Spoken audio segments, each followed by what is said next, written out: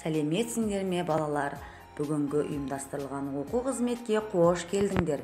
Білім беру саласы коммуникация, ұйымдастырылған оқу қызметі көркем әдебиет, тақырыбы ертегілер елінде.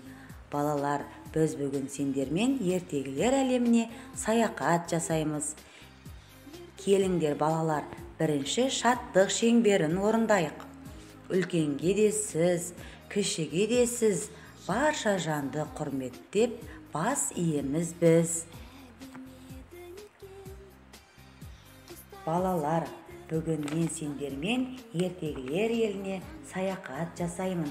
Балалар, білесіңдер ме, әр елдің өзінің халық ертегілері болады. Ол ертегілерден сол елдің салт дәстүрі мен мәдениеті жайлы мәлімет алуға болады. Қазақ халқының да өз салт дәстүрлеріне сай көптеген ертегілері бар. Мысалы, ертөстік ертегісі.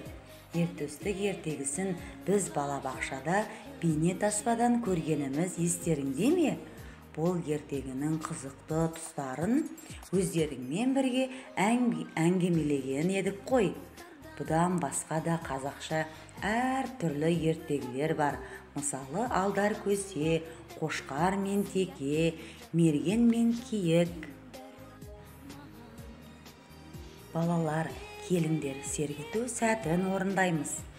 Орнымыздан тұрамыз, екі қолды созамыз, оңға солға бұрылып, бір отырып, бір тұрып, сәл тынығып аламыз.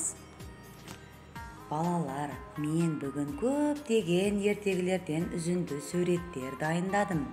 Сендер сол суреттерден жақсылап қарап, қай ертегі екенін және ондағы кейіпкерлер қай ертегіге тиесілі екенін тауып көріңдер.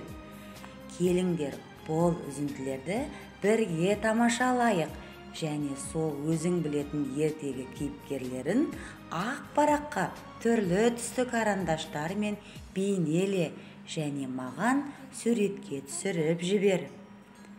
Сау болыңдар балалар.